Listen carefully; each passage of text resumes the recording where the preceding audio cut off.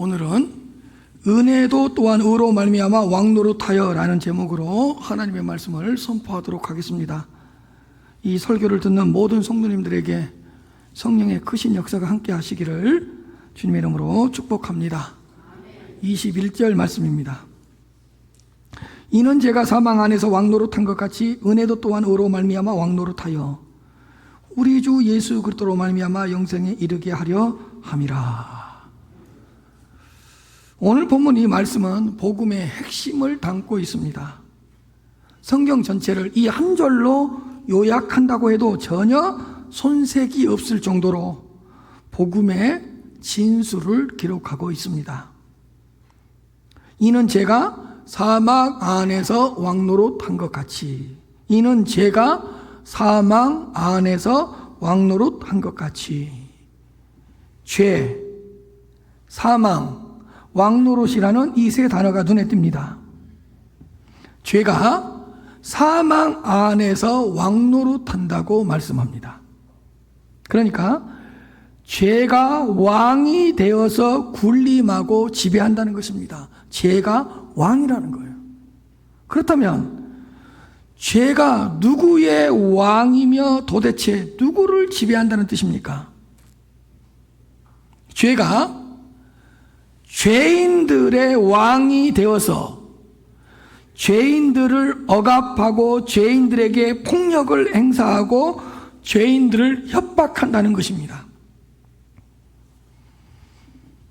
죄는 죄인들을 죄의 종과 노예로 삼아서 죄인들에게 항복을 요구하고 제가 원하는 쪽으로 끝까지 끌고 간다는 거예요. 왜? 죄가 왕이 됐으니까. 죄가 죄인들의 왕이 되어서 원하는 쪽으로만 이끌고 가고 몰고 가는 거예요. 그런데 죄가 사용하는 무기가 한 가지 있는데 그것이 무엇인가 하면 사망 곧 죽음입니다. 죄는 사망 안에서 죄인들을 통치하고 다스립니다. 죄가 사망 안에서 왕노릇한다고 오늘 본문에 기록하고 있습니다. 꼭 염두에 두셔야 됩니다. 죄가 사망 안에서 왕노릇한다. 죄는 사망이라는 도구들을 통해서 죄인들을 군림한다. 죄는 사망이라는 이 강력한 무기를 통해서 죄인들을 굴복시키기도 하고 죄인들을 유혹하기도 하고 죄인들을 미혹하기도 합니다. 죄는 왕이잖아요. 왕. 그렇기 때문에 죄는 세력이 있고 힘이 있고 권세가 있습니다. 하나님께 적극적으로 대항하고 고의적으로 불순종하도록 죄가 사라졌습니다. 죄의 삭은 사망입니다. 죄의 삭신 그 사망 안에서 죄인들을 멸망으로 인도하고 죄인들을 지옥으로 끌고 갑니다. 왜냐하면 죄인들이 가장 무서워하는 것이 사망 곧 죽음이기 때문입니다. 죄인들이 가장 무서워하는 사망이라는 이 무기를 통해서 죄인들을 다스리고 통치하고 억압하고 자기 마음대로 가지고 논다고요. 죄인들은 사망이라는 말만 들어도 두려워합니다. 너 죽어? 이 말을 제일 무서워해요. 너 죽는데? 이 말 앞에 벌벌 떠는 거예요. 죄인이기 때문에. 죄인에게는 사망이 그렇게 무섭거든요. 그래서 사망이라는 단어조차도 싫어하며 금기시합니다. 그래서 여러분 막 죽는다는 말 자주 하지 말라 그러잖아요. 그래서 병원이나 호텔, 공공시설의 엘리베이터에서는 숫자 4를 사용하지 않고 영어 포의 약자인 어떤 글자를 사용하죠? F를 사용해요. 1, 2, 3, F, 5, 6, 7, 8 이렇게 올라간다. 왜? 그 죽을 사자를 그렇게 싫어하는 거예요.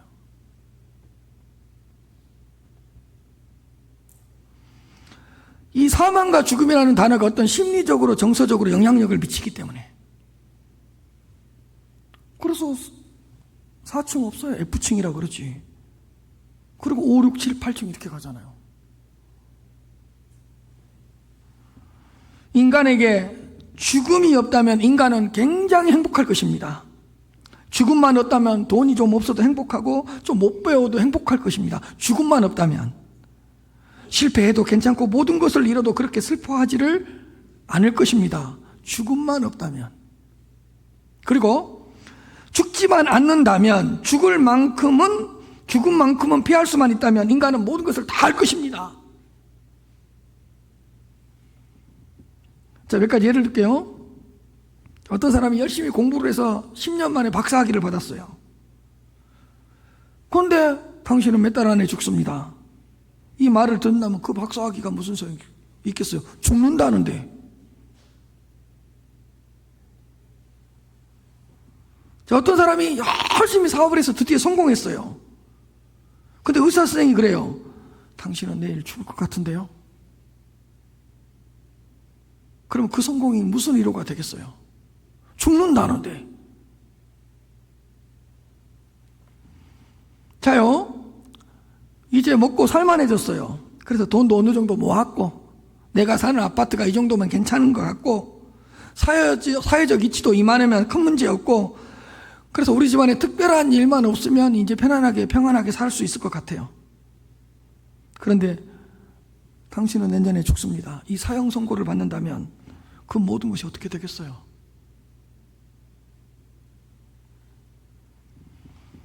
죄인은 죽음을 떨쳐낼 수가 없습니다. 왜? 죄가 죄인의 왕이 되어서 끊임없이 죽음을 통해서 우리를 괴롭히기 때문에. 죄인은 스스로 죽음을 극복할 수 없습니다.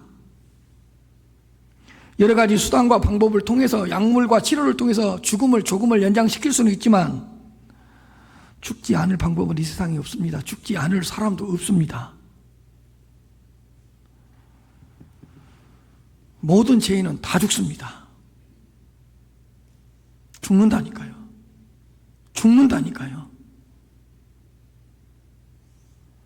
죄의 값으로 인해 다 죽습니다. 죄인들은. 자, 히브리서 2장 15절입니다. 또 죽기를 무서워함으로 한평생 매여 종노릇하는 모든 자들을 놓아주려 함이니. 자, 죄인들의 상태를 뭐라고 설명하냐? 죽기를 무서워한다는 거예요.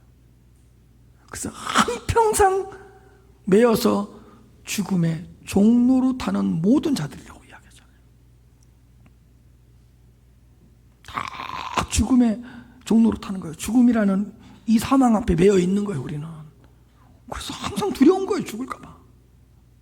죄가 사망 안에서 우리에게 왕노릇한다니까요. 야고보서 1장 15절입니다. 욕심이 잉태한 즉 죄를 낳고 죄가 장성한 즉 사망을 낳느니라. 표현이 기가 막힙니다. 욕심이 임신을 했어요. 임신을 해가지고 10개월 만에 딱 낳고 보니까 뭐예요? 죄예요. 낳았으니까 죄가 자랄 거 아니에요. 딱 죄가 자라고 보니까 또 몰라요. 사망을 낳잖아요. 그러니까 죄가 사망을 낳고, 죄가 사망 안에서 죄인들을 막 지배하고 통치하고 자기 마음대로 가지고 노는 거예요. 그래서 죄인들에게 너 죽는다 이 말 들으면 꼼짝 못하고 죄의 말을 들을 수밖에 없는 거예요. 히브리서 9장 27절입니다. 한번 읽읍시다. 시작.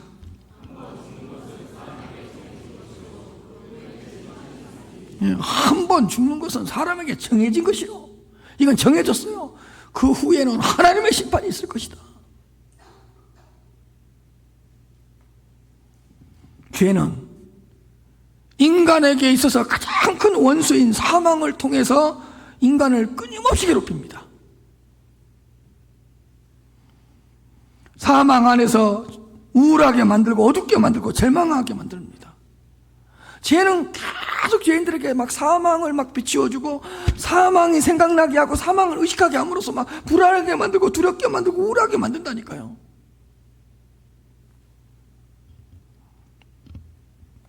자, 또 몇 가지 예를 들어볼게요. 죄가 어떻게 사망 안에서 왕노릇하는지요. 사람들은 건강에 참 관심이 많습니다. 요즘처럼 건강에 관심이 많은 적도 없는 것 같습니다. 예, 건강에 관심을 갖는다는 것은 참 좋은 일입니다. 옳은 일이죠. 그러나 필요 이상으로 건강에만 신경 씁니다. 몸에 조그마한 문제만 생겨도 크게 불안해하고요. 몸에 이상한 징후만 나타나도 막 하늘이 무너진 것처럼 난리가 납니다. 왜요? 죽을까봐. 죄가 우리 안에 조금만 문제가 생겨도 너 죽을 수 있다, 죽을 수 있다, 죽을 수 있다 계속 불안하게 만드는 거예요. 죄가 우리의 왕노릇하면서, 죄가 우리의 왕노릇하면서 뭔가만 우리에게 틈새만 보이면 너 죽는다, 너 죽는다. 그래서 불안하게 만들고 어둡게 만드는 거예요, 우리의 삶을. 죄는 건강에 문제가 안 죽여요. 안 죽어요. 조그마한 건강에 문제가 생겼기 때문에. 근데 죽을 수도 있다는 생각을 계속 집어넣어줘요.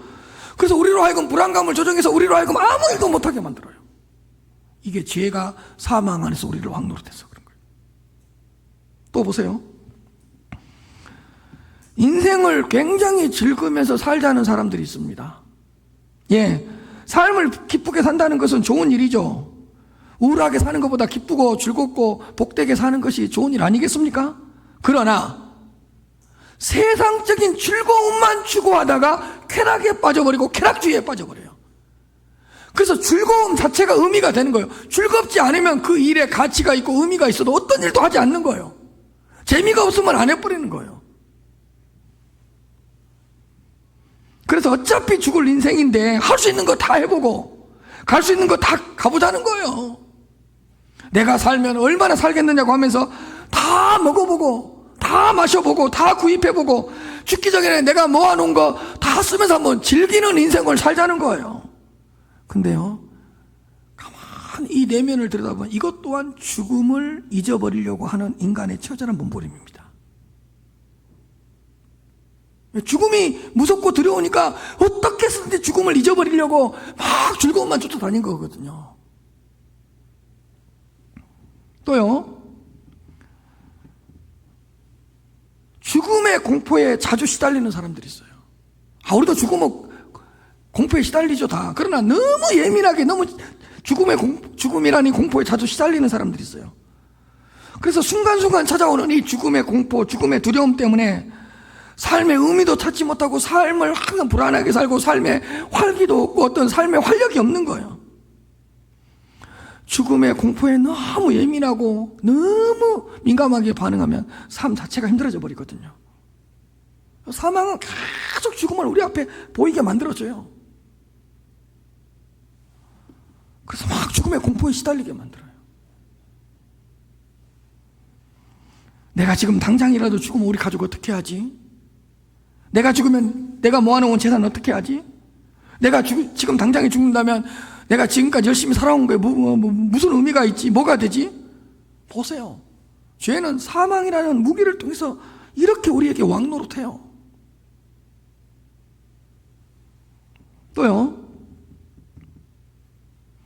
죄는 죄인들의 모든 것을 지배하고 있습니다. 죄는 왕이 되어서 죄인들의 모든 것을 지배해요. 지성도, 감성도, 의지, 전 인격을 지배하고 있어요. 그래서 죄는요, 죄인들로 하여금요, 생각하는 것마다 죄만 생각하게 만들어요. 죄가 왕이니까 죄인들의 머릿속에서는 항상 죄만 생각하게 만든다고요. 그리고요, 악한 일인데도 즐거움을 느끼게 해요. 분명히 이건 악한 일이거든요. 근데 그 일을 하면 즐거워.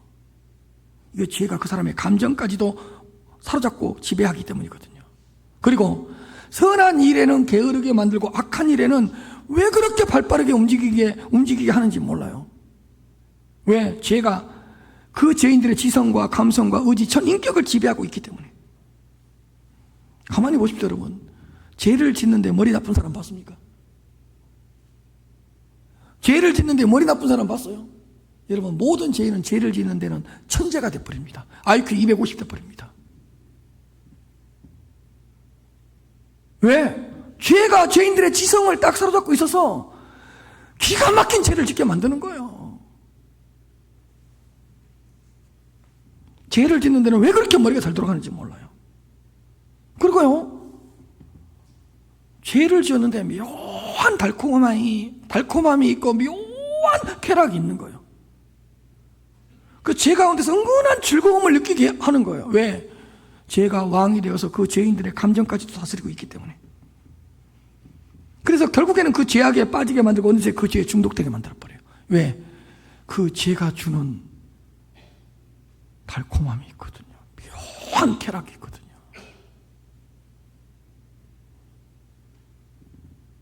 그리고요, 죄는요, 죄인들 안에서 계속 역사하잖아요. 죄가 왕이잖아. 죄가 죄인들의 왕이잖아요. 죄가 모든 것을 다스리고 통치하잖아요. 그러다 보니까 죄인들이 죄를 안 짓고는 가만히 있을 수가 없어요. 죄를 짓지 않고는 가만히 있지 못하게 만들어요. 그래서 계속 죄인들을 충동질하고 죄인들을 미혹하고 죄인들을 유혹해서 결국에는 죄를 짓게 만들고, 야, 너 혼자 죄 짓기 힘들지? 그럼 공범을 만들어. 그 일 혼자 하기 힘들지? 같이 해, 같이. 그래서 공범을 끌어들여서 그 죄를 결국에는 짓게 만들어요. 왜? 죄가 왕이니까. 죄가 왕이 되어서 사망 안에서 죄인들을 가지고 논다니까요. 주물럭주물럭 해버린다니까요. 결국에는 죄를 짓게 만든다니까요. 또요, 죄인들은 죄의 종과 노예이기 때문에 절대로 스스로 죄에서 벗어날 수 없어요. 벗어날 수 없어요. 아니, 죄를 짓지 않고는 살 수도 없고요, 죄 짓는 것을 포기할 수도 없고요, 분명히 죄인 줄 알면서도 끝까지 그 죄를 짓습니다. 왜? 죄가 왕이 되어서 왕노릇하고 있거든요. 그래서 막 사망을 통해서 불안하게 만들고 죄가 왕이 되어서 끝까지 그 죄를 짓게 만들어요. 희한합니다. 그래서 죄인들로 하여금 죄를 짓지 않으면 몸이 근질근질하게 만드는 거예요. 여러분, 우리 축구 좋아하는 사람들 축구 한 주일만 안 해도 어때요? 몸이 밥도 먹기도 싫고 막 집에 들어가기도 싫고 근질근질하죠. 죄가 죄인들을 그렇게 가지고 놀아요. 죄를 짓지 않으면 몸이 근질근질하게 만들어요. 그래서 축구 좋아하는 사람들은 혼자라도 밖에 나가서 공 가지고 놀죠. 비가 오나 눈이 오나. 근데요, 죄는요, 죄인들을 그렇게 지배해요. 혼자라도 죄 짓고 오게 만들어요. 안 되면 같이 죄를 짓게 만들어요.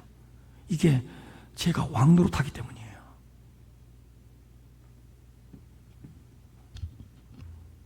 그래서 운동을 좋아하는 사람들이 결국에는 공이라도 가지고 놀고 와야지 기분이 풀리고 마음이 풀린 것처럼 죄인들은 뭐를 지었을 때 마음이 편해요?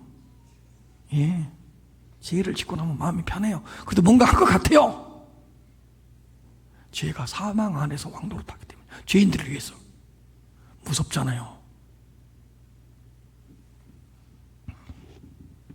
이 죄를 지으면 이 죄의 결과가 어떻게 나타날지 뻔히 알아요.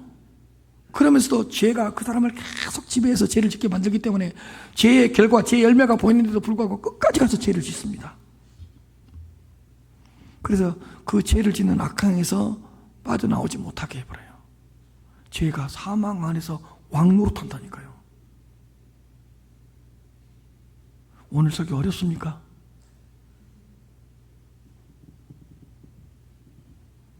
우리가요, 가끔가다 기도할 때 그래요. 알고 짓는 죄, 모르고 짓는 데 용서해달라고.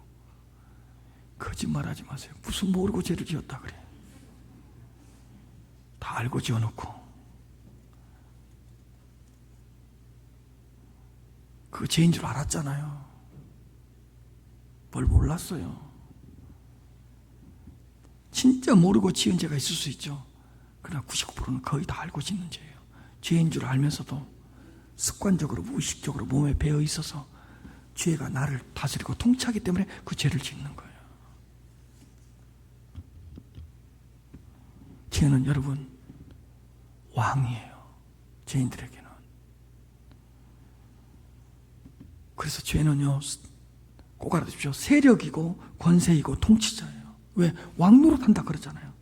그래서 죄인들은 스스로 죄의 세력에서 벗어날 수 없어요. 죄의 열매는 사망이고요. 한 번이라도 죄를 짓는 사람은 다 죽어요. 아니, 죽기 전까지 죽음의 공포와 죽음의 무서움 때문에 항상 시달리면서 살아갈 수밖에 없어요. 죄가 죄인들의 왕이 되어서 사망이라는 무기를 통해서 왕노릇하기 때문에. 5장 12절입니다. 한번 읽읍시다. 시작.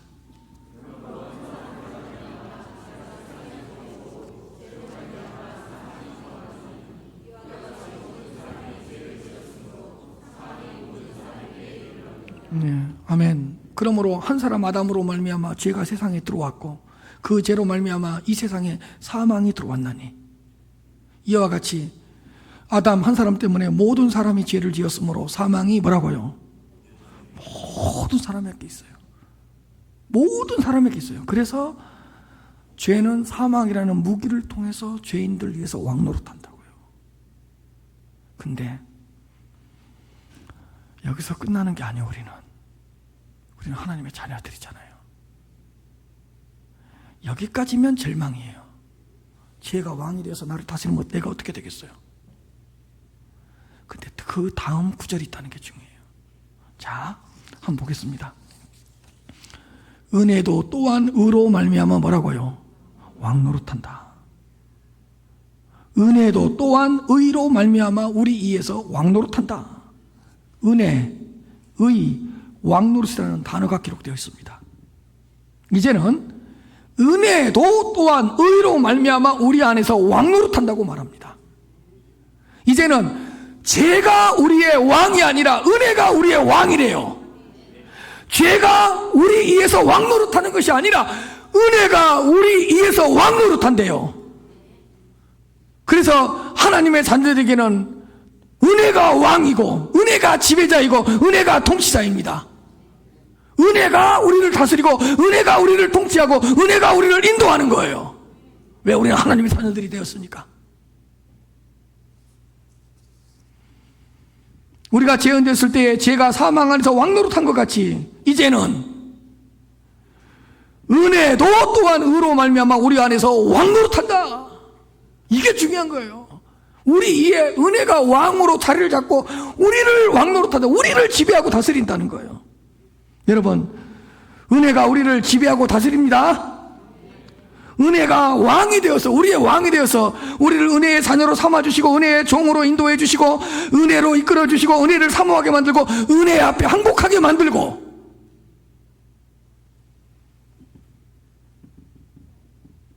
그렇다면 또 중요한 게 있죠. 죄는 사망 안에서 역사했잖아요. 그러면 은혜는 무엇을 통해서 우리에게 왕노릇합니까? 오늘 본문 아주 중요한 거예요. 또한 뭐로 말미암아? 의로 말미암아. 의로 말미암아. 은혜도 또한 의로 말미암아 의를 통해서 의 안에서 우리들을 이끌어 주시고 인도해 주신답니다. 주님의 의가 있으면 은혜를 부어주시고 은혜로 함께 해주시고 은혜 안으로 끌어당겨 주신답니다. 뭐로 말미암아? 예, 의로 말미암아. 우리 안에 주님의 의가 있기만 한다면, 우리가 주님께서 다 이루신 의의 옷을 입고 있기만 한다면 어떤 상황에서도 은혜가 우리를 다스리는데요. 그러니까 은혜가 우리를 다스리는데 반드시 뭐가 있어야 된다고요? 의로 말미암아. 그럼 의가 뭐냐고? 제가 도표를 만들어 봤어요. 이 의는 뭐냐? 우리 주님께서 다 이루신 의, 믿음으로 말미암는 의, 하나님께서 인정해 주시는 의, 이 의를 이야기해요. 그러면 그 의를 우리에게 정가 삼아줘요. 정가는 내 것이 아닌데 내 것으로 삼아준다는 뜻이에요. 다 이루신 의, 믿음의 의, 하나님의 의를 내 것으로 삼아주시고 내 것으로 인정해 주시는 것이 의의 정가예요. 주님의 의를 내 것으로 정가해 주신다고. 그렇다면 은혜는 주님의 의를 통해서 우리를 지배하십니다. 의의 정가를 통해 우리가 의의 옷을 입기만 한다면 우리를 축복해 주시고 우리를 사랑해 주시고 우리를 용서해 주시고 우리에게 새로운 기회를 주십니다. 은혜가 우리 안에 있는 주님의 의를 보고 우리가 입고 있는 주님의 의의 옷을 입고 있는 것만 확인된다면 은혜를 부어주시는 거예요. 나를 위해 죽으시고 부활하신 예수 그리스도를 우리는 믿습니다. 우리는 예수 그리스도를 믿음으로 말미암아 주님의 의가 내 의가 되고 주님의 의를 내 것으로 삼아주시고 인정해 주십니다.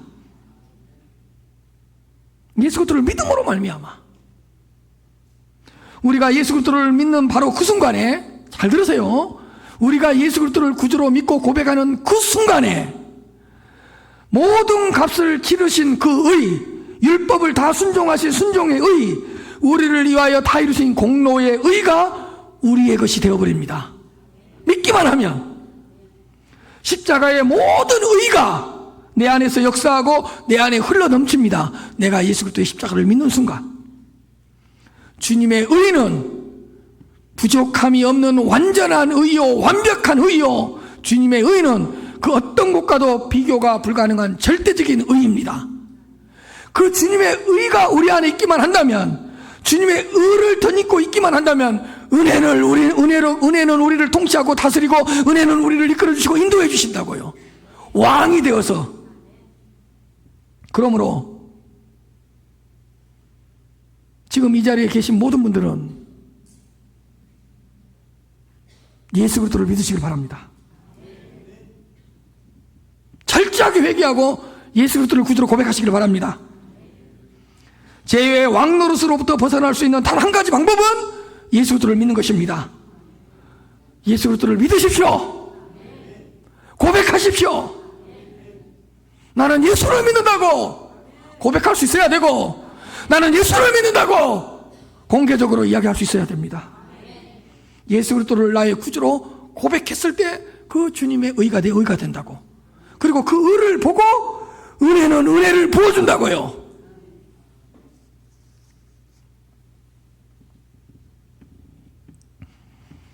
지금부터 은혜도 또한 의로 말미암아 우리 안에서 왕노릇합니다. 의로 말미암아라는 말이 너무너무 중요한 거예요. 주님의 의가 우리 안에 역사하고 있기 때문에 은혜는 항상 우리를 좋은 곳으로 인도해 주시고요. 여러분, 무조건입니다. 무조건 축복의 다리로 인도해 주십니다. 우리 안에 뭐가 역사하고 있기 때문에, 의, 누구의 의가? 예수 그리스도의 의, 주님의 의가 역사하고 있기 때문에 그 의를 보시고 우리는 무조건 되고 축복해 주세요. 무조건 되고 회복시켜 주세요. 은혜는 권세이고 힘이니까. 자, 몇 가지 예를 들어 드릴게요. 오늘 설교 너무 어려워. 고개 돌리지 말고.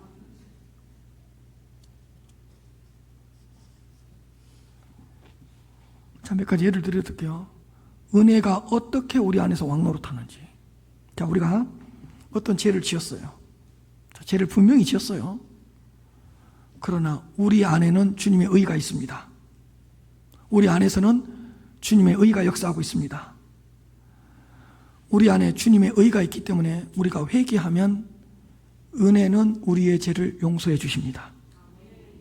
아니, 회개할 수 있는 축복도 주십니다. 내 안에 뭐가 있기 때문에? 의, 누구의 의? 주님의 의가 있기 때문에.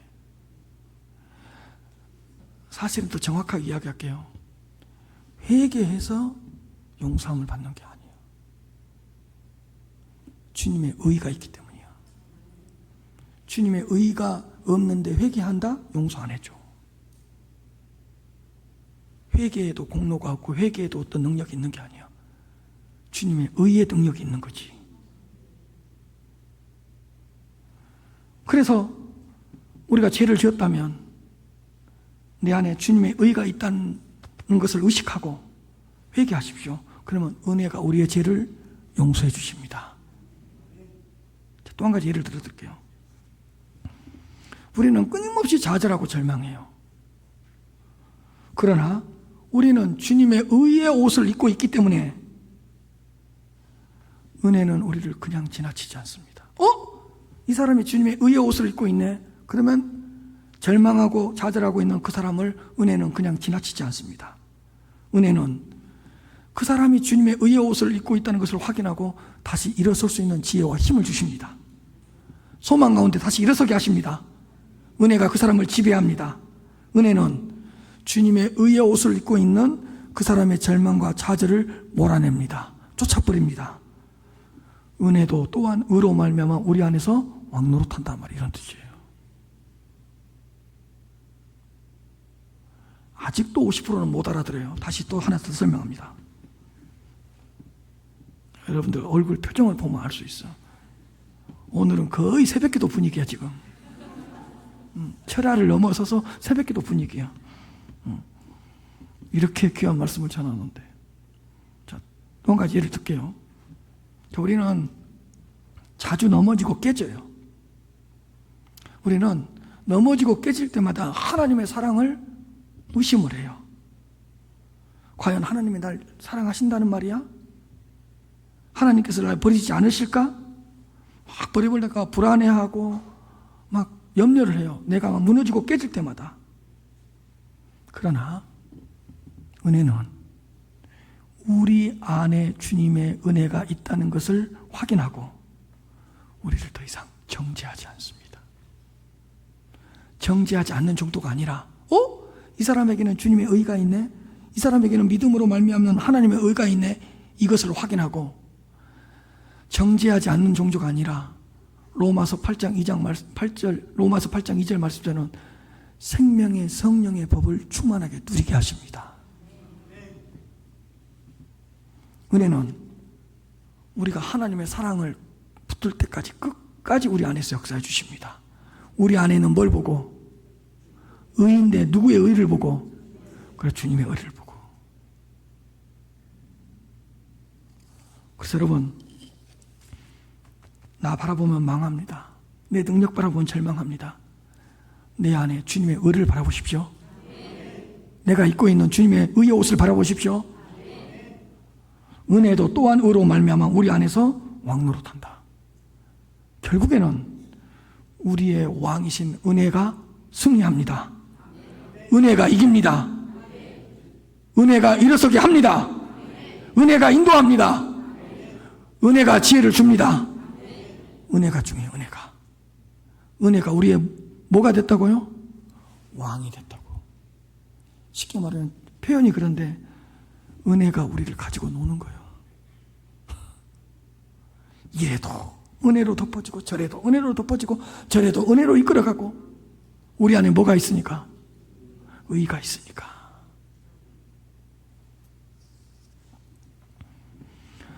(25%) 더 회복됐어요. 75% 정도 회복됐으니까 한 번 더 예와. 여러분들의 눈구멍이 많이 돌아왔어 지금. 눈빛이 많이 돌아왔어 지금. 체라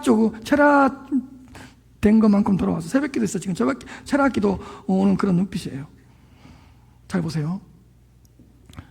우리에게는 어떤 불안함과 우울증이 있어요. 다 불안감과 우울증이라는 게 있어요. 그러나 은혜는 우리 안에서 흘러 넘치는 주님의 의를 보시고 우리를 두렵게 하는 불안감이나 우리를 어둡게 하는 우울증을 쫓아내버립니다. 이 사람 안에 주님의 의가 흘러 넘치고 있네. 불안감, 우울증을 다 쫓아내버려요. 그리고 쫓아낼 뿐만 아니라 그 불안함과 우울증이 있는 그 자리에 평강과 기쁨을 주십니다. 우리 안에 뭐가 흘러 넘치고 있으니까? 주님의 의가 흘러 넘치고 있으니까.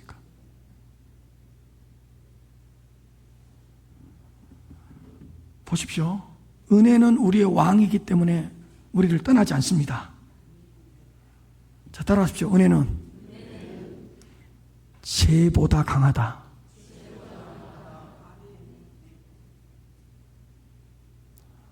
우리 안에는 은혜가 있기 때문에 죄가 우리 안에 역사하려고 그러면 은혜가 잡아먹어버려요.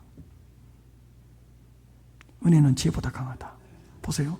따라서 은혜는 죄보다 진하다. 피와 같이 붉은 죄를 짓더라도 은혜가 덮어버리면 돼요. 은혜가 더 진해요. 그래서 은혜가 임하면 죄가 떠나요. 은혜의 왕국 안에서는 죄의 권세가 힘을 발휘하지 못합니다. 은혜가 우리를 살립니다. 왕인 그 은혜가 왕의 자녀인 왕의 신한 우리를 살려낸다고요. 은혜가 우리를 고칩니다. 은혜가 우리를 이렇게 세웁니다. 은혜. 그래서 잘 보십시오. 은혜가 나의 왕, 우리의 왕이라는 것은 위를 봐도 누가 있고? 은혜가 있고. 동쪽을 봐도 뭐가 있고? 은혜가 있고. 저 서쪽을 봐도 뭐가 있고? 예, 은혜가 온통 우리를 감싸고 있는 거예요. 은혜가 다 당신의 왕국, 은혜의 왕국 안에 우리를 집어넣어놓고 우리를 은혜의 자녀로 싹 감싸고 있는 거예요, 여러분. 이게 은혜가 우리의 왕 노릇한다는 뜻이거든요. 다 봐봐요. 은혜가 있다니까요.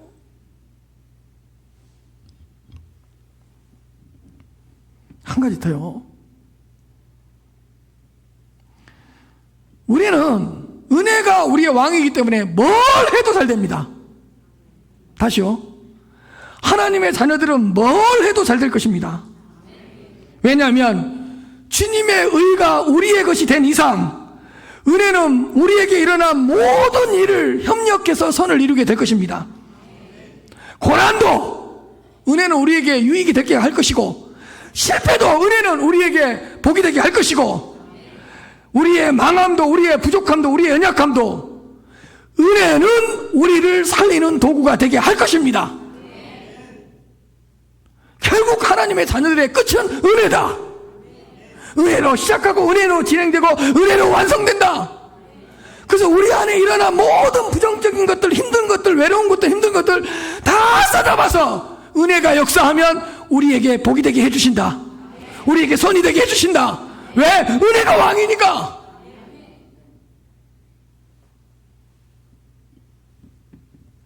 두고 보십시오. 여러분들 지금 힘들죠? 어렵죠?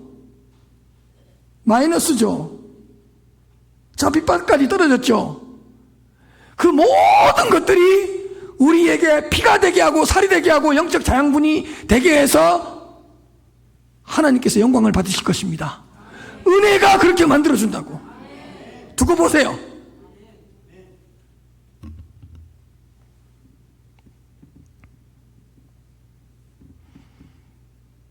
우리를 은혜의 왕국으로 이미 불러들였기 때문에 은혜의 왕국에서 온갖 축복을, 다양한 축복을 다 맛보게 하실 것입니다.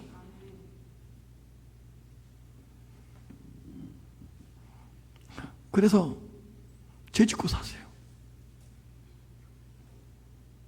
죄 짓고 사세요. 그래서 뭘 경험해 보냐? 죄가 더한 곳에 은혜가 더합니다. 그거 한번 경험해 보세요. 죄 짓고 사세요. 인생 안 끝나요. 나의 왕은 누구니까? 은혜니까. 은혜가 그 죄를 덮어버린다니까. 이 말은 죄를 짓고 살고 마음대로 살아라는 뜻이 아니에요. 혹시 죄를 짓고 죄책감에 빠져있거나 무너졌다고 해서 좌절하거나 절망하지 말라는 거예요. 나의 왕은 누구니까? 은혜니까. 죄가 더한 곳에 뭐가 있다고요? 은혜가 더합니다. 자, 보세요. 죄가 5cm면 은혜는 10cm예요.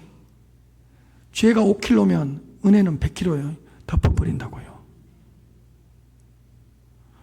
여러분, 우리의 신앙에 하나 약점이 있어요.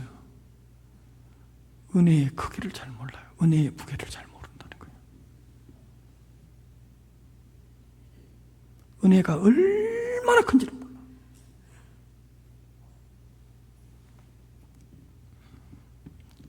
은혜 위에 은혜가 있습니다. 은혜 가운데 은혜가 있습니다. 은혜 다음에 또 은혜가 있습니다. 이것이 은혜가 또한 의로 말미암아 우리에게 왕노릇한다는 뜻입니다. 한번 보십시오. 온통 하나님의 은혜야. 온통 하나님의 은혜. 은혜가 나의 왕이 되어서 다 은혜가 되게 하고 축복이 되게 하신다고요. 제가 그렇게 고백할 수 있어요. 저는 그 은혜가 아니었더라면 믿음 생활도 못했을 것이고 목사도 못했을 거예요. 저는 제가 제 주제를 알아요. 세상적인 관점으로 인간적인 관점으로 목회자를 하나님께서 삼았더라면 저는 목회자가 될 수 없는 사람이에요. 그런데도 하나님의 은혜가 나의 왕이 되어서 한순간도 나를 버리지 않고 어떤 순간에도 나를 놓지 않았기 때문에 제가 지금까지 올 수 있었던 거예요. 은혜가 나의 왕이 되어서 쫙 감싸주는 거예요.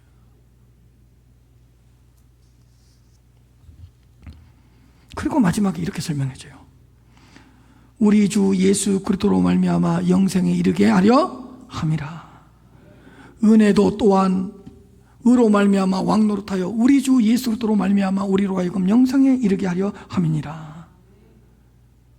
은혜의 왕노릇의 가장 큰 열매는 우리 주 예수 그리스도로 말미암아 우리가 영생에 이르는 것입니다. 은혜는 우리로 하여금 예수 그리스도로 말미암아 영생, 영원한 생명을 누리게 하십니다. 그렇다면 우리에게는 영원한 생명이 있기 때문에 더 이상 죽음이 무섭지 않습니다. 죽음이 두렵지도 않습니다. 죄는 사망 안에서 우리에게 역사할 수도 없습니다. 우리에게는 사망을 넘어서는 뭐가 있기 때문에 영생, 영원한 생명이 있기 때문에 영원한 생명이 주어졌기 때문에 그 어떤 것도 두렵지 않고요. 은혜도 또한 의로 말미암아 우리 안에서 왕노릇하기 때문에 그 어떤 것도 우리 주 예수 그리스도로 말미암아 영생에 이르게 하는 것을 어떤 것도 방해할 수도 없고요. 그래서 우리는 이렇게 외칠 수 있어야 돼요. 우리의 가장 큰 원수인 죽음아, 네가 은혜 앞에서 낮아지리라. 아멘 안 해요? 이런 말 하면? 아멘 안 해요? 아멘 안 해요? 우리의 가장 큰 대적인 죽음아, 사망아, 은혜가 나의 왕이기 때문에 너는 나를 두렵게 하지 못하리라. 다 이렇게 외칠 수 있어야 된다고요. 죽음이라는 공포가 딱 몰려올 때 은혜를 외치라고요. 영원한 생명이 역사해 버린다고요. 정말로 다 그렇게 외칠 수 있어야 돼요. 우리에게는 죽음 후에 영원한 생명이 있습니다. 아니, 지금도 영생을 맛보고 있고요. 죽음 후에는 영원한 생명의 부요함과 충만함과 풍성함을 받아 누리게 될 것입니다. 보십시오. 은혜가 우리를 감싸고 있다니까요. 은혜가 하루 내내 역사한다니까. 보시라니까. 은혜가 있네. 은혜가 있네.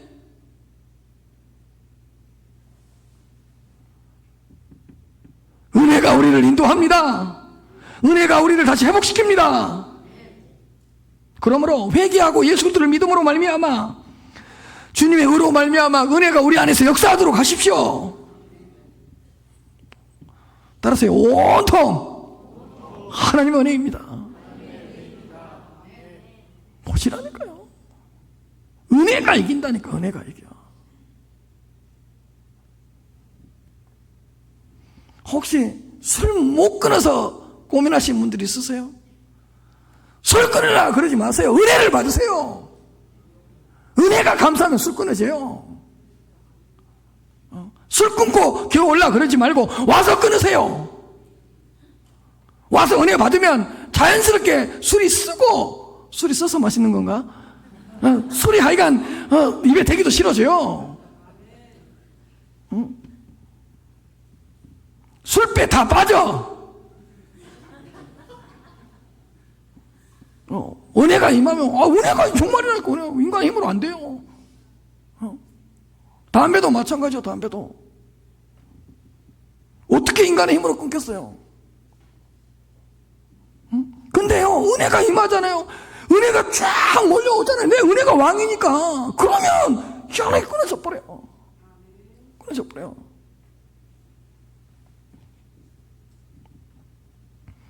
저는 참고로 맥주 한 잔을 안 먹어본 나시린이요. 나는 술을 입에 대본 적이 없는 나시린이요. 7살 때부터 교회를 다녀가지고